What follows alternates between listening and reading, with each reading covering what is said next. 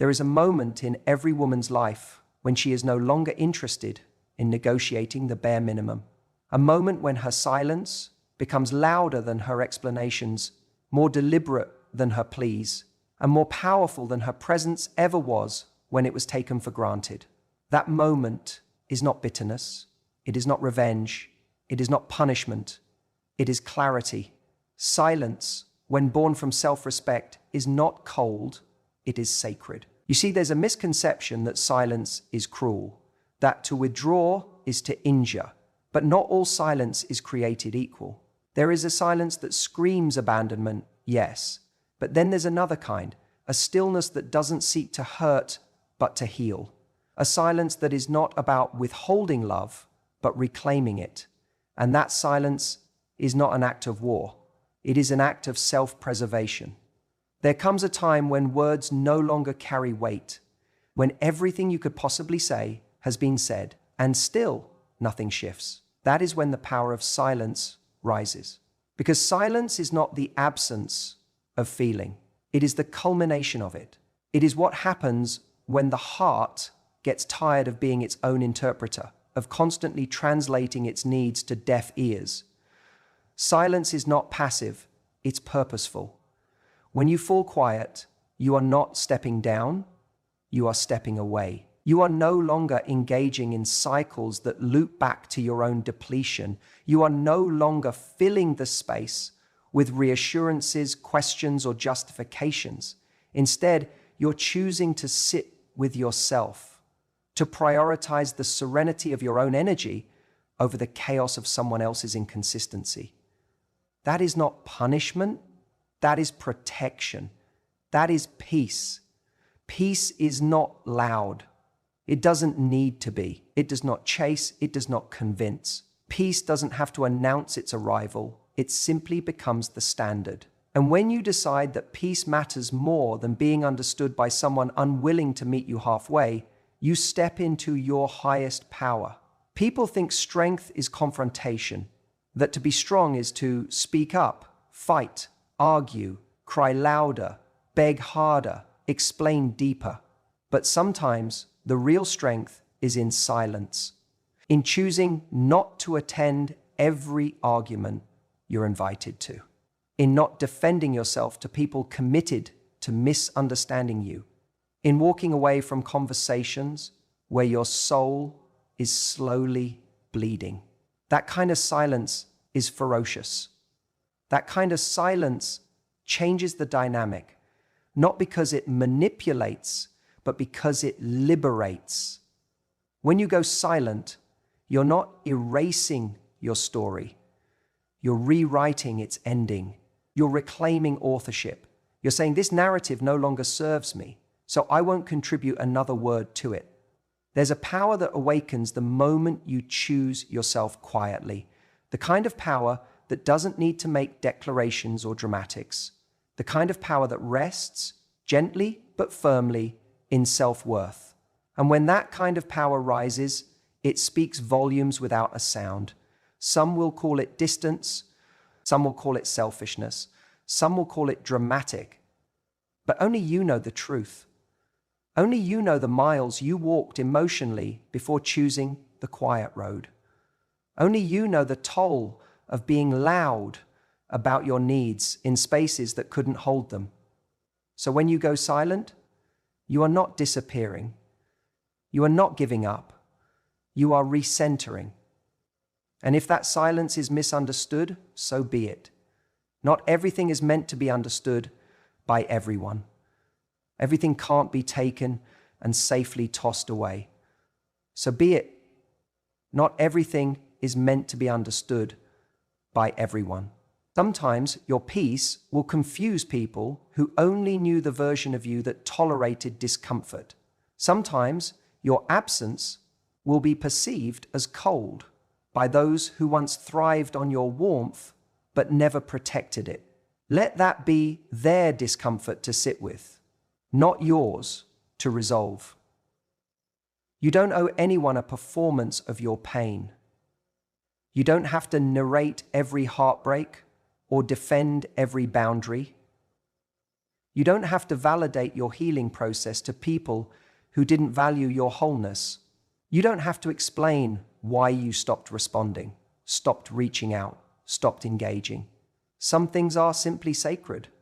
Some decisions are made in silence, but backed by an ocean of self-respect. There is a version of you that tried, that gave, that compromised, that hoped, that stayed, that explained, that waited, that bent. That version of you was necessary for your evolution, but she is not required to stick around forever. Eventually, the version of you who is tired of her peace being optional will rise, and she will not raise her voice. She will not plead.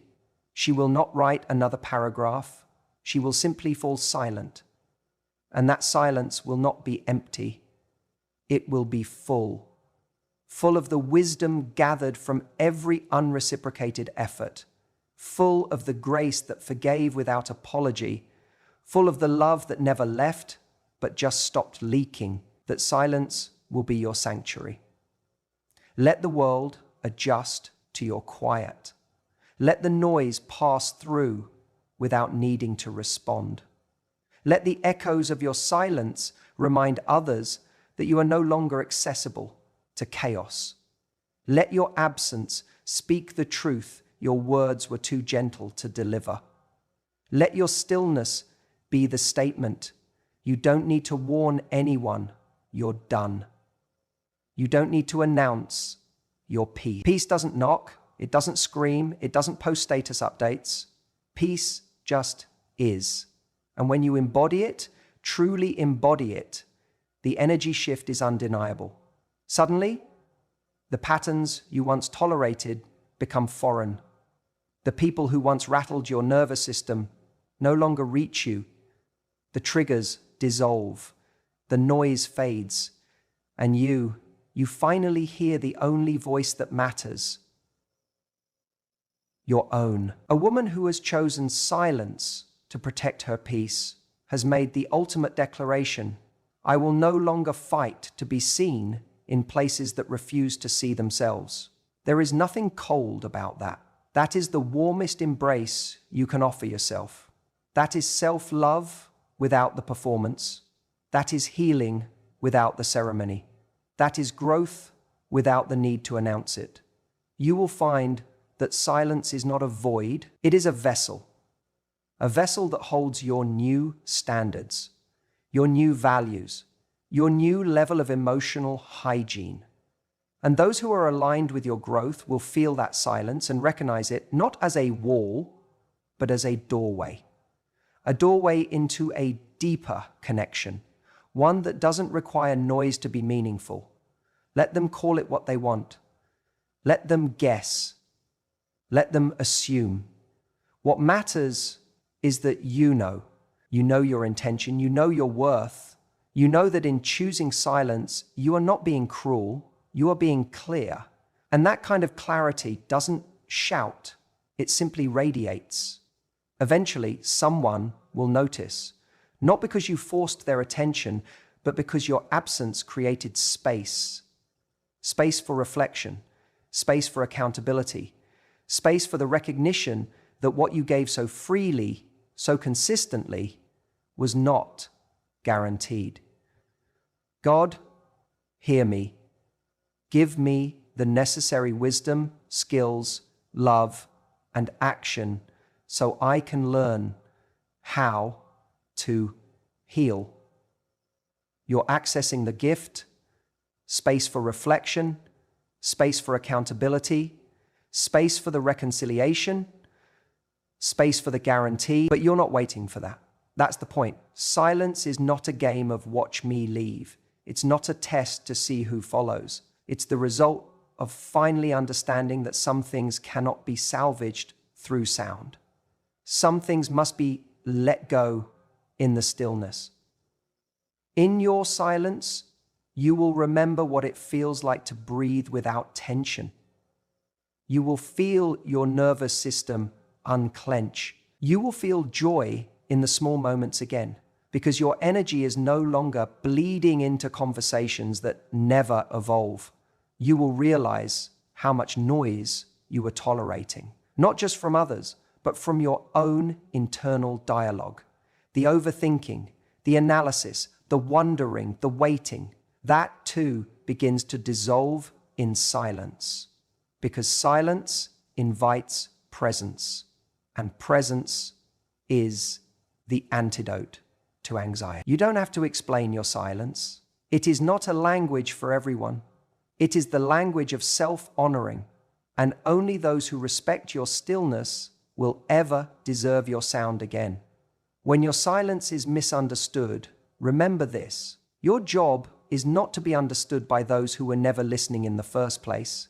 Your job is to listen to yourself now, to trust that your inner knowing led you here, not out of spite, but out of truth. You are allowed to change how you engage. You are allowed to evolve past the need to fill space. You are allowed to detach gracefully and completely. You are allowed to walk away without making noise. Because when the soul is tired, rest is not optional, it is vital.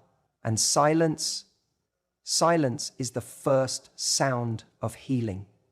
So let it be misunderstood. Let it be questioned. Let it be talked about. But most of all, let it protect you. Yeah. Because you are not punishing anyone by going quiet. You are not abandoning. You are not manipulating. You are reclaiming, recentering, rebuilding.